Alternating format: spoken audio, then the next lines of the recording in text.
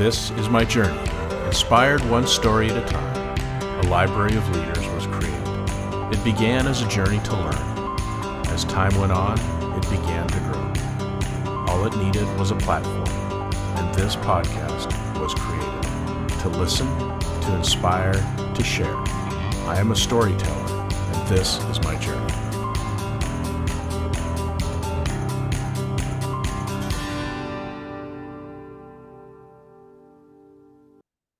Welcome to another episode of Profiles in Leadership. I'm your host, Steve Anderson, and today our guest is Jim Carlough, who has over 30 years of leadership experience.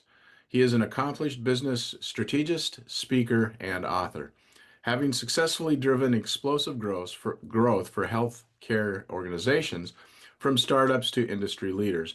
Jim is a trusted expert in building high-performing teams, revitalizing underperforming businesses, and guiding organizations through transformational change. Jim's core philosophy, leaders aren't born, they're developed, challenges the myth of innate leadership. In his book, The 6 Pillars of Effective Leadership, A Roadmap to Success, Jim delivers a practical and inspiring guide for leaders at every stage of their journey. His approach focuses on 6 essential traits that empower individuals to embrace leadership as a skill that can be learned, honed, and mastered through experience, mentorship, and intentional growth. So, Jim, welcome to the program. It's great to have you on today. Well, thanks for inviting me. I'm excited to be here, Steve. So give us a little context. We just heard your bio, so we know some of it, but tell us a little bit about, your journey, where you grew up, and how you got into this field, and kind of where you are now. So just give us a little summary of your journey. Sure. So professionally, I've been in healthcare my entire professional career, and that started right out of college in 1983. And so I've hit the ground running and never left healthcare. Okay. A little boring, but no, it's not boring at all. It's actually been very fascinating. So from my perspective, I worked for the insurance carriers for a period of time, and then I switched to the technology side of healthcare. Okay. And tell us a little bit about what is Impulse and Health Trio? Those are companies that you've worked with. What is that? What do those companies do? So they're in the digital engagement business. And so what we do at Impulse acquired Health Trio, where I served as president. Health Trio is an entity that makes health portals for payers, employers, brokers, etc. And they're the leading developer of those for health plans in the United States. They merged with Impulse a year and a half ago, and I became the chief sales officer for Impulse, who also owns a digital engagement company and also an analytics company for doing population health. So we've put the three of them together. So we have the ability to follow people on their healthcare journey and find spots on that journey where we need to interject and encourage the member, per se, to engage in better healthcare practices. It could be as simple as reminding them to refill their medication, or it could be more than that, like it's time for your next appointment with a doctor. So are you connected in any way to the EHR systems, the big ones, or medical Epic and Cerner. Yeah. Today, we are connected mostly on the payer side and Okay. not the provider side, but there's no reason why we can't be. Providers typically, hospitals would engage a digital engagement company more so than a provider practice would, but hospitals haven't really gotten on that page yet. They're doing it more manually by nature. Some of them do have sophistication to be able to use text messaging. We have the ability to also do two-way text messaging. So we're a little bit more advanced. So we can engage the member in a conversational dialogue via text message. So you've been in healthcare for 30 years or more, and it seems that healthcare has kind of been behind the times as far as technology. I mean, there's still a lot of places that use fax machines, right? So, what's your general feeling? Is healthcare catching up? Or is the technology coming to be used better in the healthcare system, or is it still kind of behind the times compared to other businesses? I think in the last couple of years, it started to accelerate the speed at which the transformation is happening. And I think CMS has helped that along a little. They started a few years ago pushing what they call interoperability and the use of a fire transaction, which would eventually replace those HIPAA transactions that were introduced in the 90s. You and I have been around way too long to remember all of this stuff, but we've lived through it all. But I would say yes. In fact, we have several customers who are payers who have gotten rid of fax machines because we can automate the authorization process, including the approval process on the payer side. And where, so if they're using decision support capabilities, we can invoke them at the point in time that that authorization is received, and a lot of times bypass having to be seen by a clinician. And so we really can take authorizations for a health plan from 10 days down to minutes. So in your systems, obviously you're aware of, there's often big tensions between the payers and the providers, because it's one controls the other, so to speak, or at least it's perceived that way. So does your system help that in a way that maybe lessens some of the tensions? I think it does. If you think about the authorization capability or even the appeals and grievances processes, which historically were very manual and time consuming, by automating them through digital capabilities that we have, we're speeding up that process and bringing them closer. Now, I'm one of those odd ducks, though, in healthcare. I've spent time on both sides of the transaction. Yeah. I've been on the payer side, but I've also spent time on the provider side, and I understand their struggles as well. And the fact that in many cases they feel like they're competitors, but they're necessary evils. To me, I would say they need to be more frenemies than enemies, Yeah. to really improve efficiency further in this country. I go back to the early 90s. It was funny. You may remember these days, but people were selling grouper software. So what a insurance company would do would be group procedures together so they can reimburse at a lower cost. The Yeah. manufacturer of that product sold the reverse technology as well to providers that ungrouped procedures that were performed at the same time. The same company made the product for both ends of the transaction and really capitalized on it. And I thought it was the funniest thing in healthcare, but Yeah. it truly took place. But those days are beyond, I mean, we're beyond those days. But I hope, it's healthcare. It's a lot of people in the United States take healthcare as a right as opposed to a service or whatever. And all of the reforms that we've had really don't impact everybody in healthcare. And in most cases that they've never impacted pharmaceutical companies. And I think that America is getting smarter. And I think Washington's getting smarter and starting to look at everything and trying to find a way to control costs much better. But it is a challenge.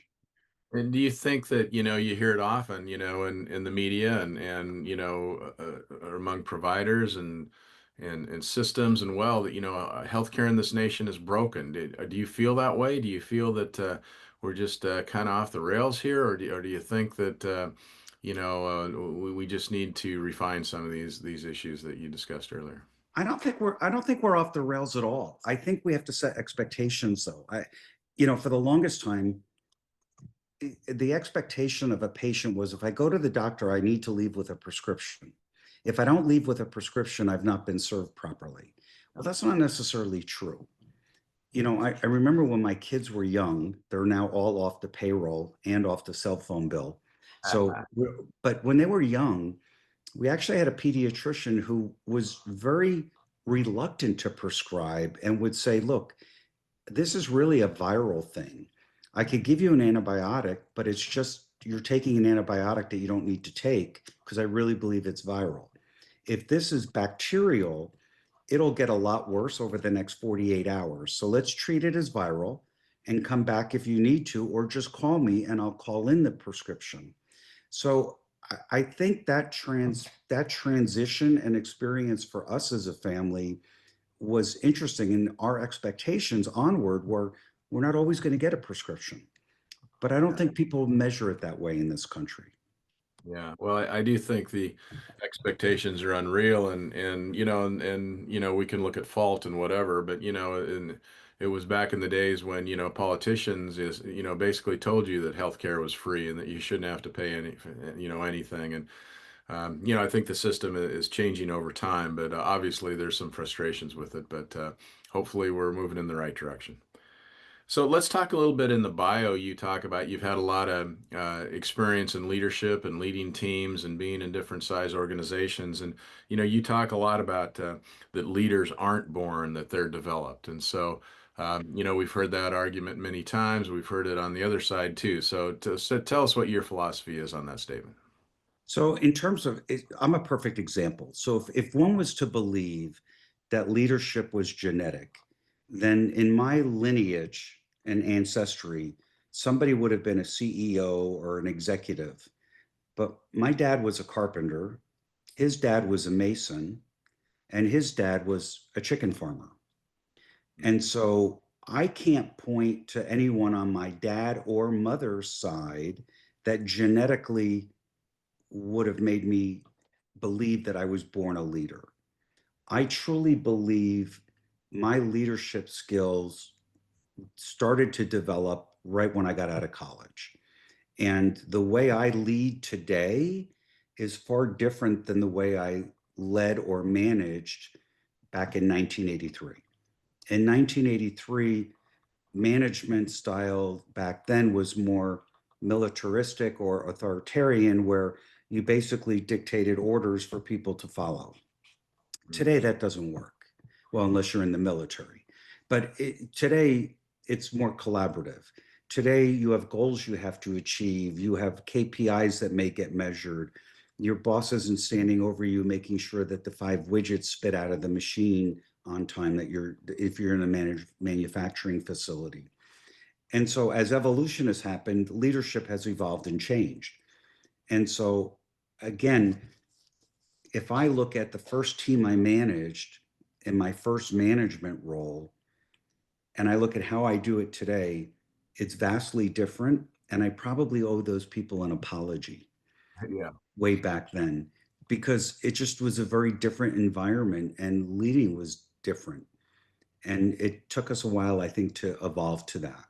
And I also believe that it's a never ending journey and learning process, because as the world evolves, leadership and human nature evolves as well. So do you think that your style that's different now, as you just described, is it something that you learned and you saw better results in leading in a different way, or do you think it's because the culture and the environment of uh, people that you work with have changed over time and have different expectations? I think it's actually both. I think so some of what I kind of teach and talk about is from my own experience as a manager, but also as a mentor. I've spent a fair amount of time mentoring people on the side for the last 25 years, people who have wanted to get into management or are struggling in management. And I noticed consistent characteristics of what I thought were required in leadership that were missing in these individuals.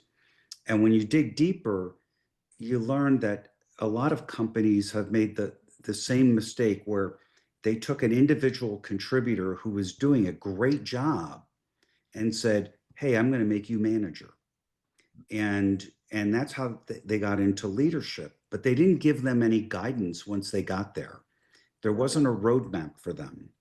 And so a couple of years ago, I sat down and I started to write down a list of all the characteristics that I thought made a great leader.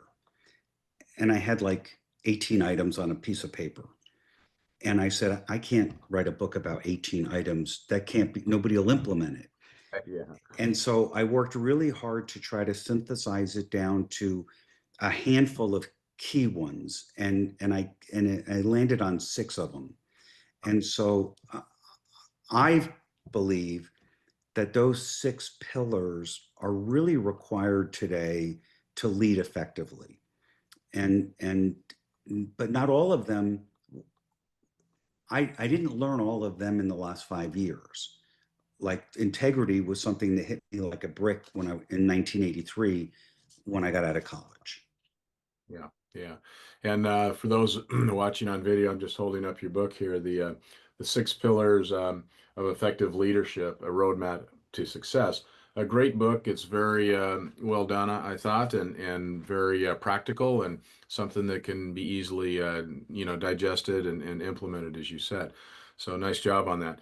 So let's talk about a few of those things in the book and the six pillars and so on. So you talk about leaders, need to build trust and accountability, for the long term success. But, how do you build trust in a company when it seems like we're in a society that's maybe trusting less than it was in the past? So, So it's, that's a great place to start. One of the things I talk about is the non-negotiable pillar, and to me, that's integrity.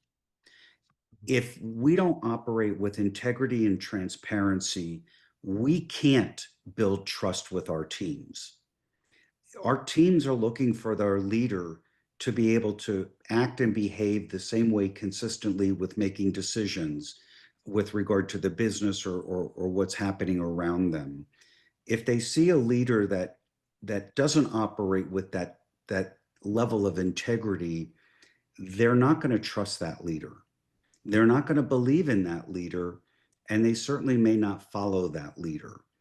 And that tends to erode the collaboration efforts of the team or the organization over time. And a lot of times you see leaders, I give the analogy, I talk about shuffling the chairs on the Titanic. There are leaders out there, and I'm sure some of your listeners this may resonate with them, where the leader, and that could be the CEO or a senior vice president or whoever, rotates the people who are immediately underneath them once every 18 months to 2 years. And they do that consistently. And really, what they're doing is hiding their inferior ability to really lead effectively. And what happens is you may be bringing fresh blood in constantly, but eventually that Titanic is still going to sink. They're still going to hit that iceberg, and that leader is going to fail.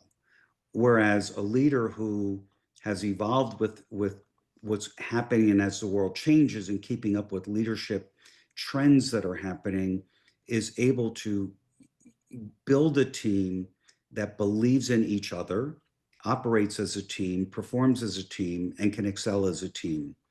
And you can't do that without integrity. And if you also don't have integrity, if you try to show compassion or empathy to your teammates, they're not going to believe it and they're also not going to believe in your vision. And so, so yeah. So let's define integrity a little deeper. So, does that just mean, in your opinion, is that just consistency? Is it do the right thing? What how would you define integrity in the context you're describing right now? I would say always doing the right thing. In fact, there were two people that worked for me at one time, and they were friends outside of work, but one was a manager and one was a subordinate. And they were having an argument um, amongst the cubicles. And I went out and I was listening to them for a minute, and I invited them in my office to sit down. And they both were trying to solve the same problem. They both were right, but they couldn't accept the other person's position because if they had combined what they both were saying, they had the perfect solution. But the personalities got in the way of that, and they couldn't see the forest through the trees. So I sat them down and I just really just helped them get through that. And when they realized that I happened to get it right, but that they were just missing it because their emotions got involved, one of them actually broke down and started to tear up. And I said, what's wrong? And she said, you're always right. You Hmm. always make the right decision. And I said, but that shouldn't upset you. She said, it upsets me because you do, and you're consistent with that. And we know that, but why couldn't we do that? And I said, because you were too close to the problem. Yeah. And it doesn't take it doesn't take much, but that's just an example of, being able to listen and observe and react and respond and help people through a problem. And do you think that you get from her perspective to your perspective just in time and experience? No, I think you have to learn it. And to me, leadership is about intentional learning as much as it is anything else. And I'll tell you how it hit me, how integrity hit me. The year I graduated college in 1983, I also ran for city government. I tell this story in the book. You might recall it. Mhm. And the city manager, after the election, called me in and asked me to sit down and talk with him. And I thought he was going to give me advice or how to vote on something. And he really did just want to talk. And then he said, I want to ask you a favor. And I said, what's that? And he said, I want you every night to ask yourself the following question when you lay down and put your head on the pillow and before you fall asleep. And he said, I want you to ask yourself, did I do anything today for my own personal benefit that was at the expense of an individual, a group of individuals, or an organization? If you can say no to that question, you can rest peacefully. But if you said yes to that question, you need to do two things. You need to reevaluate what you did so you don't repeat it. And two, you need to figure out if you can unwind it and correct the situation, because that's not leading consistently and that's not operating with integrity. And that hit me like a brick. Yeah. And to this day, I ask myself that question every night. Yeah. That's awesome. That's awesome. So you also describe in the book too a leadership mindset. So again, broad terms. So I'd like you to describe, in your opinion, what is a leadership mindset? A leadership mindset to me is someone who's interested in leading and developing others. To me, an effective leader is really a coach, a visionary. Um, I roll up my sleeves and get my hands dirty as well, but it's my responsibility for my team to be successful. And I have to be there to support them and to help them. And so everything I have to do, I have to have that mindset that I'm trying to build the successful people and the next generation of leadership. That's what I view, that's to me is what my intentional goal is. It's not about beating the competition. It's really about developing people and exceeding the expectations of what you've set for everyone. Yeah, I couldn't agree more. I think that's good leaders do that. It's they teach other, they grow other leaders. And I think if you just focus on yourself all the time and focus on me and focus on what I'm doing, obviously you've got to be self-aware and do things that are effective to the company. But the major focus, I agree with you, should be on helping others learn and grow, because that's going to make the organization grow itself. It's going to prepare it for change in the future and so on. And yeah, I think that's a really good point. Also, define in the book you talk about the difference between change management and management change. So help us understand what that statement says. So a lot of people get wrapped around the axle that they always have to change things, and so they do things haphazardly without having any true understanding of what they want to change.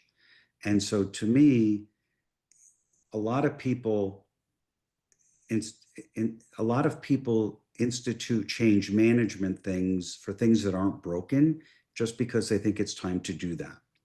And so there's a difference between, well, I see a difference between change management for those people who think, well, I just have to do it every now and then, and manage change. And the two are very, very different. If you're going to change, you have to make sure that everyone follows through on managing that process, right? That's no different than a new project or anything else. It's got to have the discipline and the support of the organization around it so that it can be managed effectively, and you know what you want to manage, what you want that outcome to become. And a lot of times, I think people undertake change management for the sake of change management without having a goal or an endpoint of what they hope to achieve.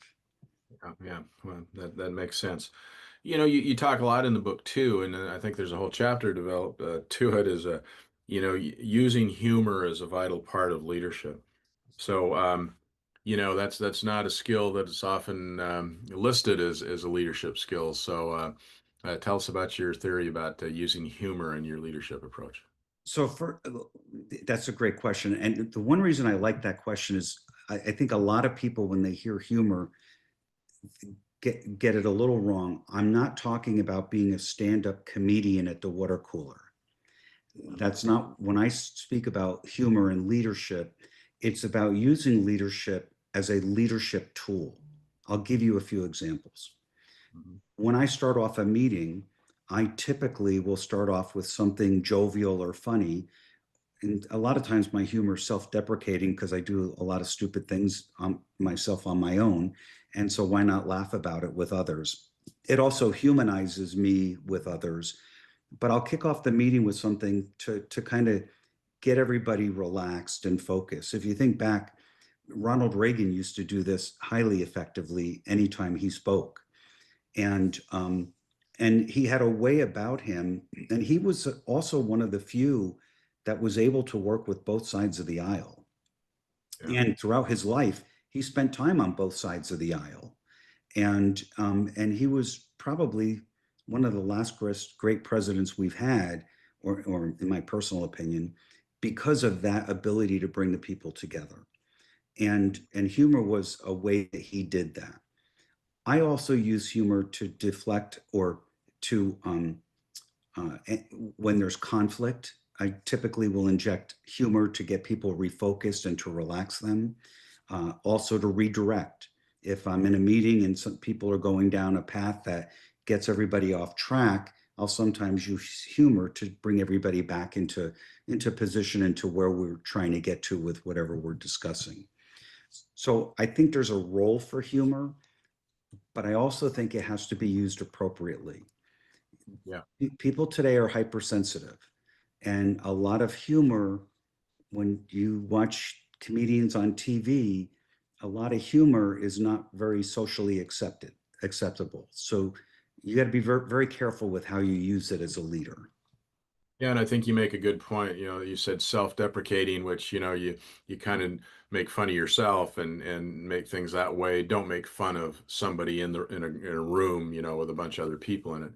Another great leader, if I'm sure you've read a lot about too. Abraham Lincoln was great at this.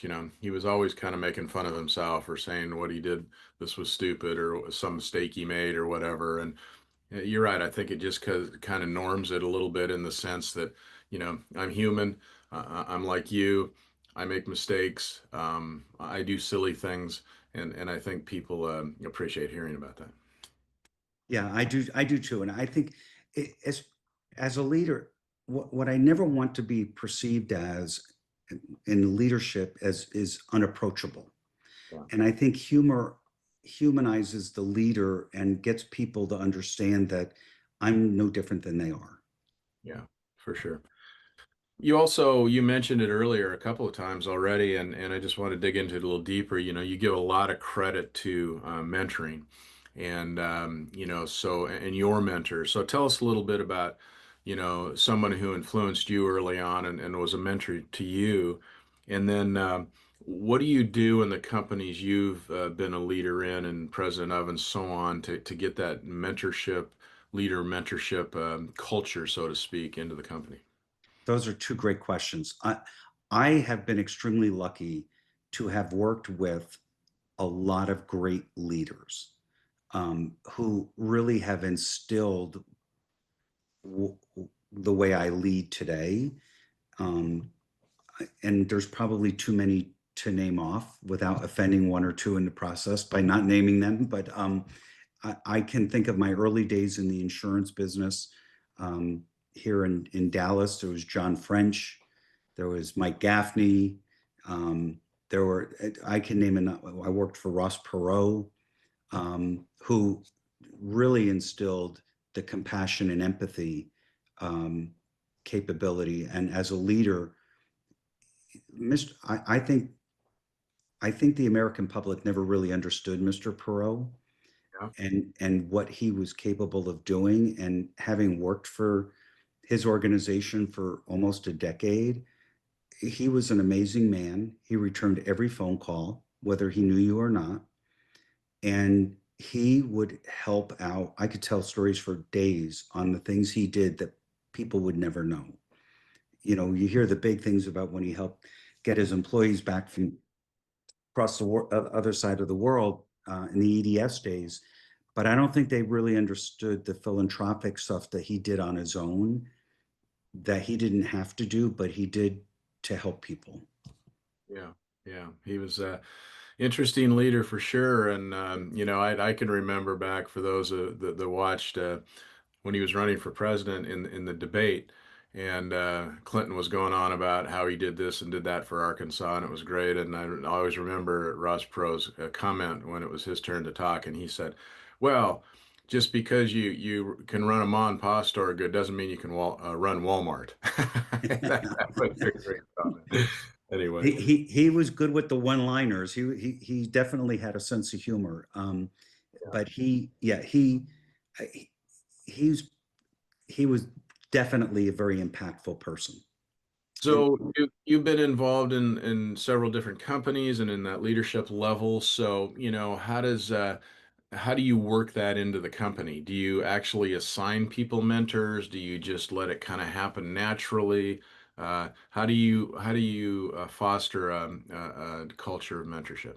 so I talk about my experience with being a mentor and a mentoree. I have mentors still today that I call upon when I'm trying to work through something I haven't experienced before and want some other input. When I've worked for a few organizations where we had very formal mentoring programs, um, typically my teams, I'll suggest to people that they have a mentor.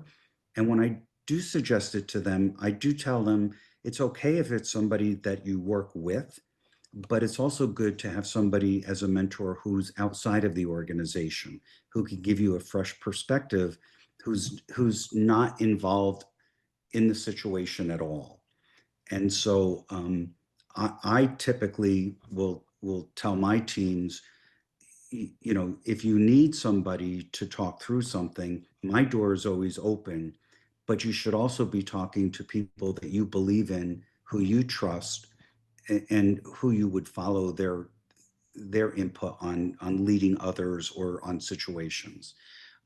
I've learned a tremendous from being a mentor and being a mentoree, because learning is a two-way street, Yeah.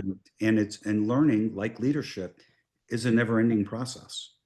So let's say that I'm in a company and I believe in what you said that mentors are key and I'd like a mentor and but my company doesn't have a formal, process to find a mentor. What advice would you give to a young professional that says, I want a mentor. I want a mentor. How do I find a mentor to work with?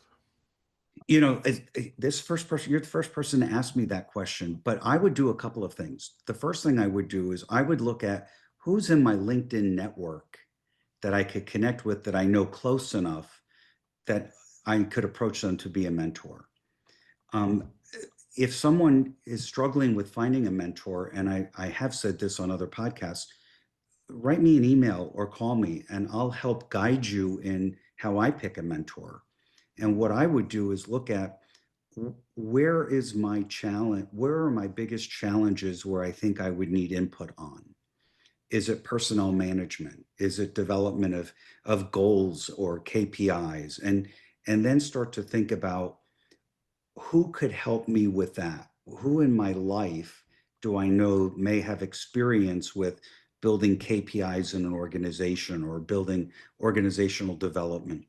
And then create that list of people and then start to and just call and ask them, would you, or send them an email, would you, I'm thinking of, you know, finding a mentor on the following two or three things. Is this something you'd be interested in helping me with? I think I think people might be apprehensive to do that, but I guarantee you, very few people will turn you down. Yeah, no, I've experienced the same thing. One of my mantras through my career has always been never be afraid to ask the question. And I would say that most leaders who have that leadership mindset we talked about earlier that want to help people learn and grow, very few would say no. And there's a difference between perhaps a more casual mentor that you're just asking advice and having coffee with and learning from them, and then there's the more formal approach of actually hiring a coach. Both can be effective, but I would agree with you is just don't be afraid to ask the question. Correct, absolutely. And a lot of times, our own apprehension is what holds us back. Yeah, yeah. You talk in the book too about resilience is such a key trait, and under that you kind of include empathy and courage. So, um, resilient, it's never a perfect linear line when you're learning how to be a leader. You make mistakes, you have failures, you screw up. So resilience is key. It absolutely is key. And and being flexible is also because it's a never-ending learning process. You have to be ready to adapt your skill set and evolve as the world evolves around you. And I think if I look back earlier in my career, there were people that just wouldn't evolve in the way they managed people as the world around them changed. And unfortunately, I think that impacts the development of their team and the ability of the team to really congeal together and come together and work as an organization. So you also talk in the book about how important it is to get feedback. And people are weird about feedback sometimes. So how do you create a feedback culture in the company that you're leading? So, one of the things that I do all the time, like today in my sales organization, I encourage feedback with on every sales call. What went well and what could we do better? After every interaction with a potential customer or customer, those are two standard questions, and we always, always go through it.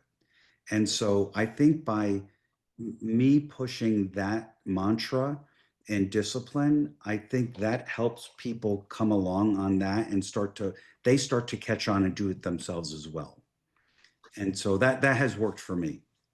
And tell me if I'm wrong, because I'm not I don't consider myself to be a salesperson, but I would think people in sales, because they're so used to rejection, probably deal with feedback better than someone within a company that isn't as sales in sales. Do you think that's true or not necessarily? Actually, I don't know that that's true. Um,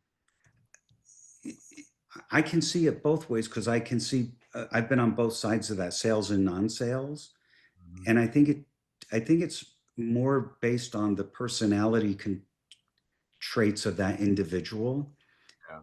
than it is sales versus non-sale.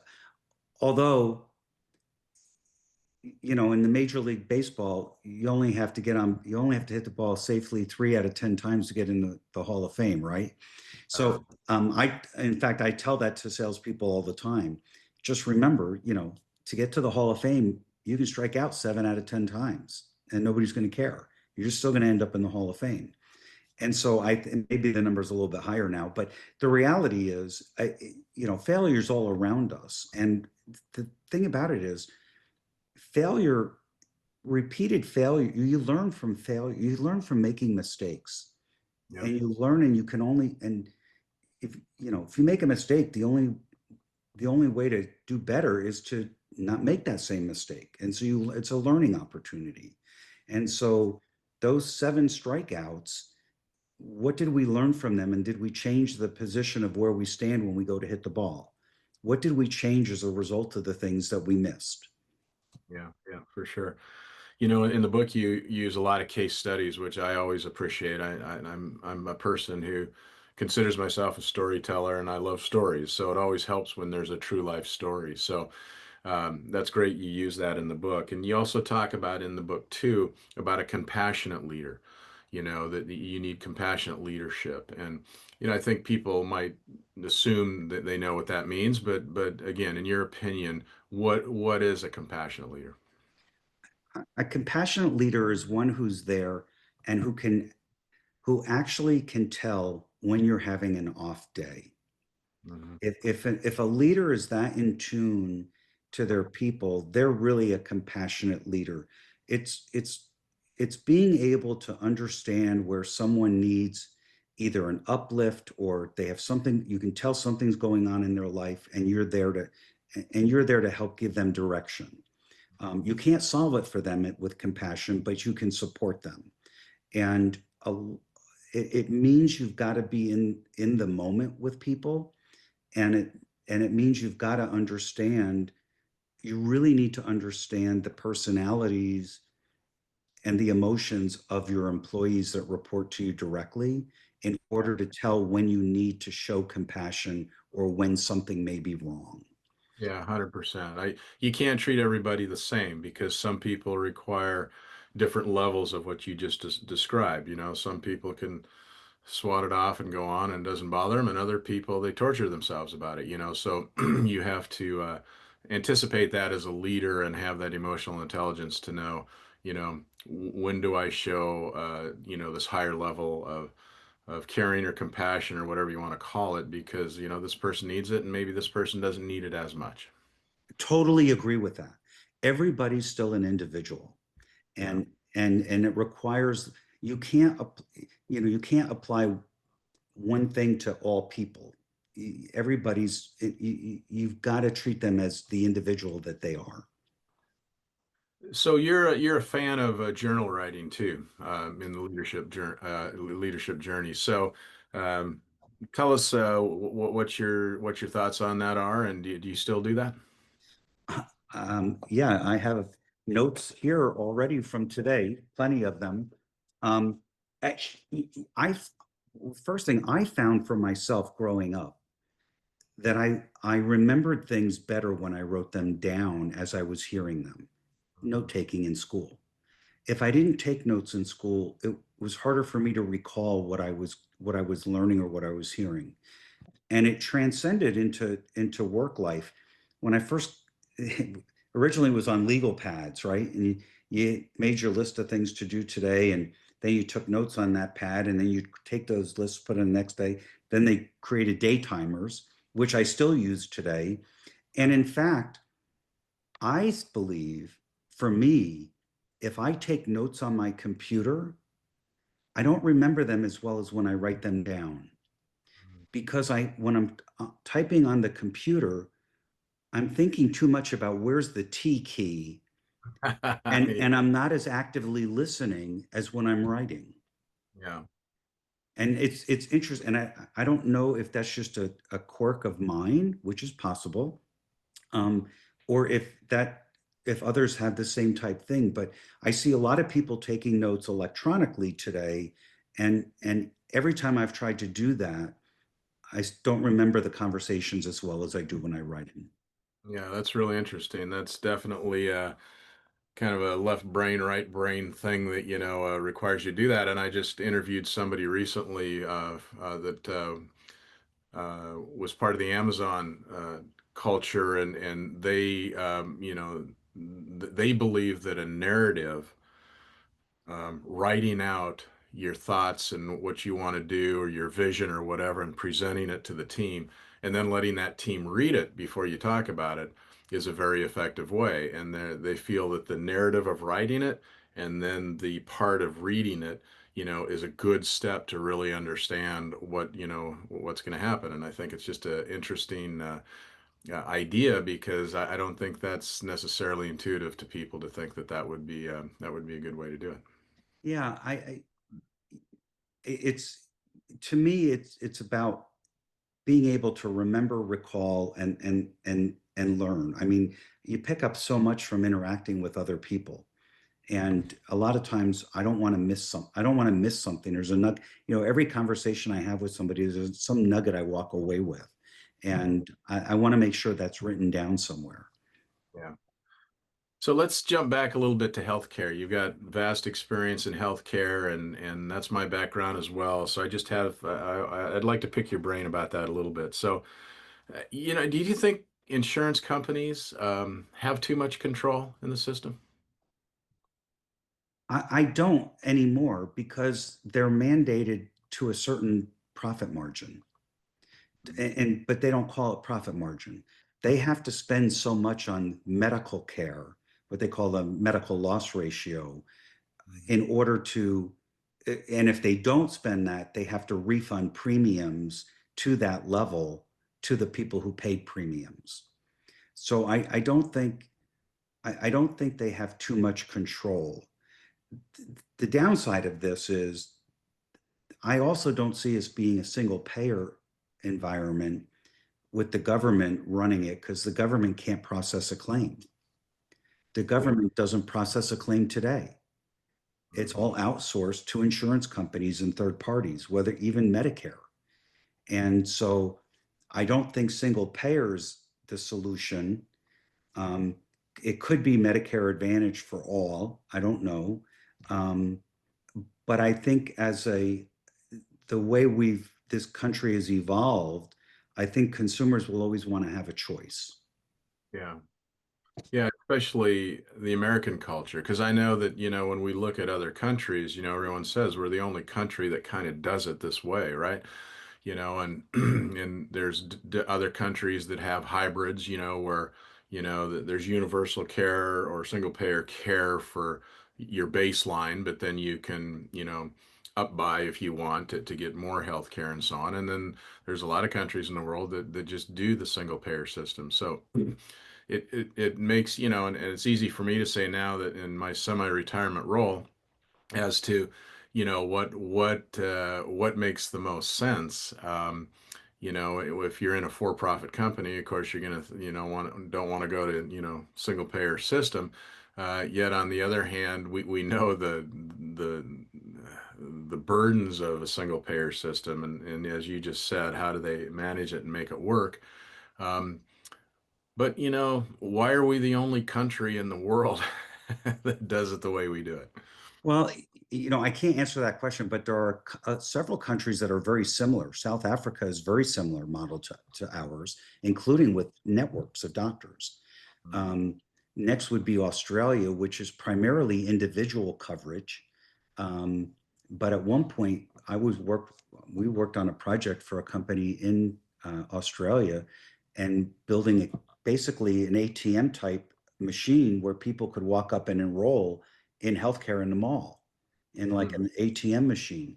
That goes back to the early 2000 period, 2000 to 2004. Um, and there's other countries who are similar, but you're right. There's a lot of countries, if you look like Canada to the north, everything based in the hospital is paid under their universal program. Doctor's office visits, though, they still have insurance for. I think the UK's everything is really government sponsored. And in this country too, I'm not dishing the medical community, but the medical community in the United States is at a higher plateau socioeconomically than in some of these other countries as well. Mhm. And there's a difference there. Um, I think also our medical inflation in this country, and primarily the cost of care, hospital, pharmaceutical, et cetera, exceeding inflation every year is is one of the problems we have to figure out. For example, why is it that we have to pay so much more for medications than other countries for the same medications? And I think that's because we're riddled with the R&D, I believe, the R&D for a lot of the pharmaceutical companies. Um, and there are differences. You know, the good news is there's been a bigger push over the last decade to do more stuff over the counter. Yeah. And I think that is helping the American public out because it's getting needed medication to people who may not have insurance, then they can get it over the counter. Yeah. Um, I don't believe like in some countries where you can get narcotics at the pharmacy without a prescription. I don't believe in that for us or for me, or would subscribe to that. But I do think that I do think we have to be conscious consumers and help. We all have to, everybody's in this together. And Yeah. the problem that I see, you and I may differ on this a little, and that's okay. I see a three-legged stool. I see insurance companies, providers, doctors, hospitals, etc., and pharmaceuticals. And the three parties that are involved in that transaction aren't really all working to the same goal. Mhm. I truly believe that. I don't believe that they're working against the human population or the American population. I just think that the three have different motivations. Yeah. Yeah, I think you're right on there. The different focuses, and when you focus on one thing, that's what you do. And so, yeah, it's interesting you brought up that the payers have a regulatory system that does limit, how much profit they can make, or they have to give it back to their members, or so on. Pharmaceutical companies, I think, don't have that restriction. So, you can make the argument that yes, we need all this money because of R&D, but you also look at the amount of profits that they make, and you might question that as well. Well, and it's interesting because I once read somewhere that the profit that the four largest insurance companies make each year on the healthcare side, not talking property and casualty, doesn't equal the profit of one of the large pharmaceuticals. Yeah, that's interesting. I've never tried to validate that article or where I read it, but it has stuck with me. Um, it has stuck with me. So, Jim, in anticipation of our discussion today, is there anything that I haven't asked you or we haven't covered that you want to be sure and get in the program today?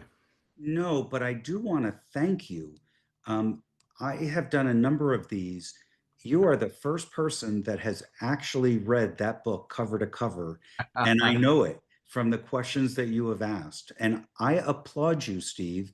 Um, that is listeners, that's a testament to someone who has really embraced podcasting and wants to bring you the best of what they can. And I'm being very sincere. You can listen to other podcasts I've been on. I have never said that before. So I thank you for having me onto your show and exposing me to your listeners. And I'm going to throw you a curveball as a thank you. Okay. The first five people that comment on this episode, good or bad, on your social media, I will send a autographed copy of that book to them. Okay. That's Now, great. Well, now here's how that works. okay. So listeners, don't post your address on social media. Yeah. Just post the comment. Steve will get back to you to get your address, and then he'll forward it to me, and I will send you an autographed copy of the book. First five. All right. Well, thanks, Jim. That's great. Well, at this point in the interview, I always ask my guests the same common question. And that question is, in relation to leadership, what is a pearl of wisdom that you could leave us with today? We need more leaders because as we start to dwindle and retire, we need to be training the next level of leadership. So if you want to be a leader, now's the time to step up and start to pursue that. Um, I actually have had a blast being a leader and I enjoy paying it back. And that's what I call what I do is really paying it forward and helping the next generation of leaders come along. And I think that there's a population who's listening to your podcast who are probably wrestling with that decision right now. I don't ever regret getting into leadership. Mhm. It has been fun. I have enjoyed it. I've met some great people.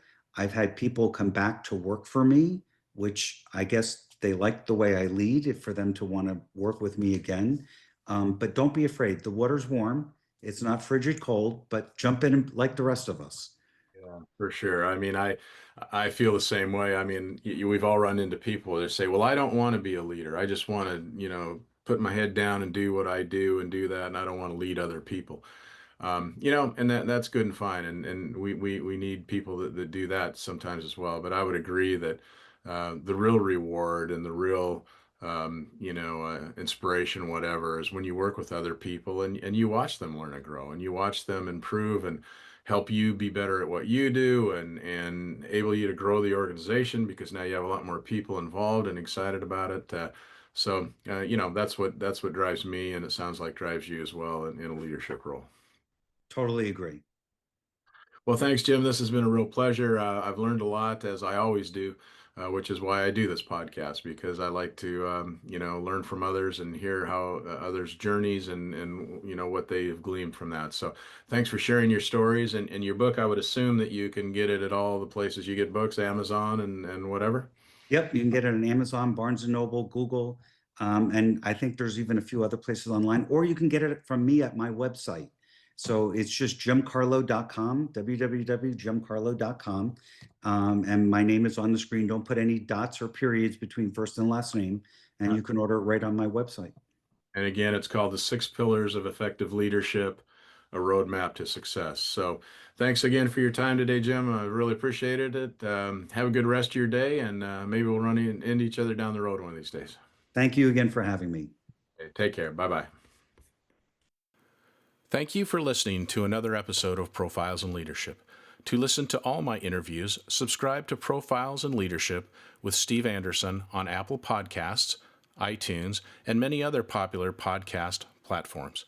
Some of these interviews are on video, and you can search YouTube for Profiles in Leadership with Steve Anderson. You can also access the entire library of interviews on my website, orange.coaching.com, and that is orangetheword.coaching.com, and go to the Media Center and click on Podcasts or Video Gallery. You can also enter the website from pilpodcast.com.